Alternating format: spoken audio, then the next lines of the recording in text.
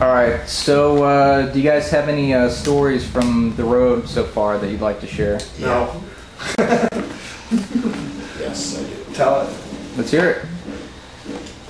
Poor Tommy had a dead skunk thrown at him.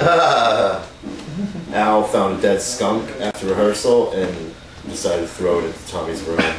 So Al paid for a hotel that night. He didn't pay for it. Oh! Adding to the story. They wouldn't, yeah. Any input? Disgusting. The ghost of Raven is haunting this tour. Pushed Tommy down the steps once already. Pushed Tommy down the steps, maybe get into a fight with the boss. We're blaming everything on the ghost of Raven. It's all Raven's fault. No, but we figured that the Patron cork that flew out in the bus was really just the pressure from going up through the mountains in Denver. So there's a bottle of Patron on the bus and it was corked, and all of a sudden they were talking about it. I'm like, whoop! They were talking about Raven, and it was Tony's Patron cork. And Raven drank Patron. So he drank Suaza Hornitos. He drank, tequila he liked. So, yes. Various things. Right on. So, I know Al's had close encounters with extraterrestrials. Have you guys ever had any alien adventures yourselves? I have. I had a dream that was very realistic.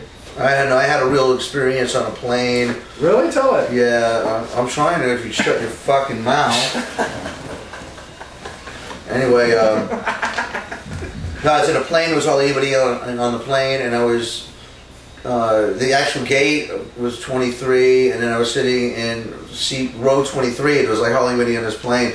I was like on the plane looking out from Phoenix to Indianapolis, and so I just lived this strange craft right outside my window, like a silver, completely silver, strange canicular object. I'm like, you gotta be kidding me. And I'm looking at this thing, and then like for about 20 seconds, and then it just dashed out like full speed out into the horizon. Do you guys feel that this past album and this tour is sincerely like the farewell of ministry?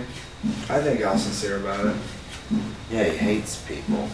He doesn't want to see any more people. He doesn't want any more fans. He's over it. He's over it. Yeah, pretty much.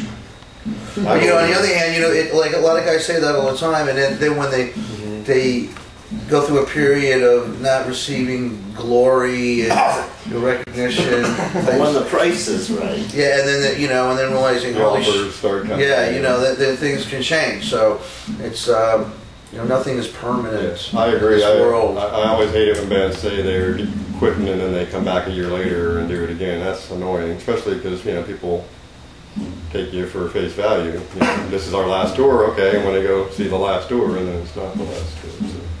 But I believe Al, if anybody's going to just... Yeah, he's not like addicted to touring, or, you know, it's not...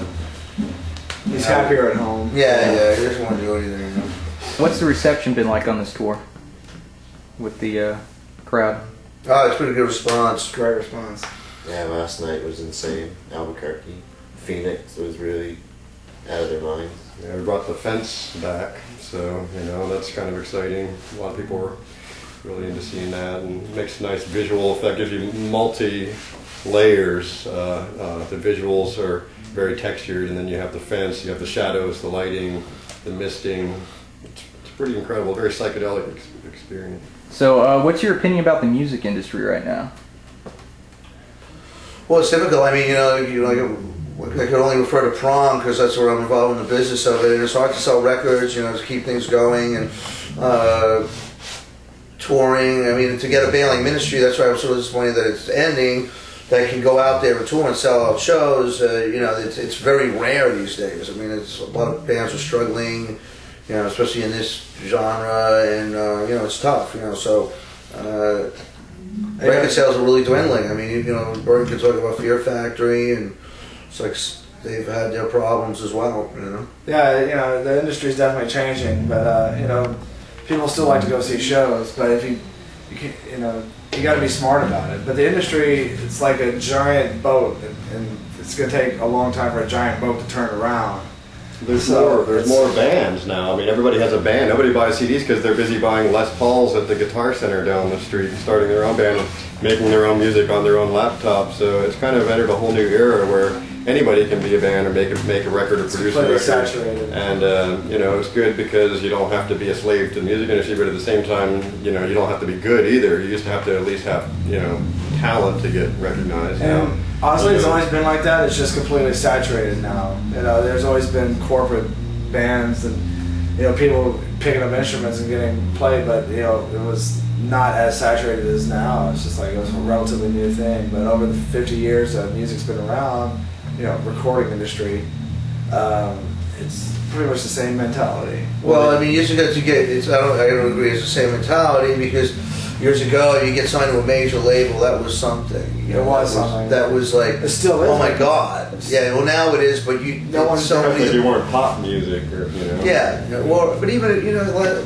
it got to the point where, you know, you got signed to a major label didn't mean anything anymore. I guess in the later 90s or in the mid 90s, because a lot of those bands will put out one record and they give up on the act, like yeah, that was the 90s completely. Yeah, where like, well, again, like with Prong, you know, they stuck with us. You know, we put out, you know, 5 major label records, and you know that made it more selective what was going on. Now it's like, you know, like well now we're stuck in the whole bag of indie kid metal bands that, you know, get paid $2,000 to make a record and are on a label that release hundreds a month, you know. So it's very watered down, I think.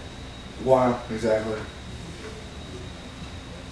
Did that answer? Too much expansion with metal labels and, you know, industrial labels, all these specialty labels where, you know, you're on a major label that put out, you know Joe Jackson and Prong, you know. Right. It was cooler, I thought, you know. What post-ministry plans do you guys have? Well, Burton and I have Ascension of the Watchers. Tommy's still doing Prong with Aaron. I have a band called False Icons, which is coming out on 13th Planet in June. I think we're all planning to tour after the ministry tour. Yeah. So we're all planning tours to our individual projects. And yeah, just continue from there. That's great. It's like a big extended family, you know. We've all been playing together for years and all had similar styles. And, you know, I remember the Wax Trax days and how people just buy a record because it was on Wax Trax. They had an integrity and a certain, you know, exactly. You knew Yeah, that but it was I mean, and I, you know, just to sort of refer back to what I said before, but it was selective. You know, it wasn't like, you know, that label. I mean, I'm sure they had millions of demos thrown at them, and they didn't like sign every band, you know, like, because now kids can make cheap records. Exactly. So it's like, oh, these guys sound pretty good. Okay, they look cool. Put them on. You know, give them $5,000 for a record and see what happens. Yeah.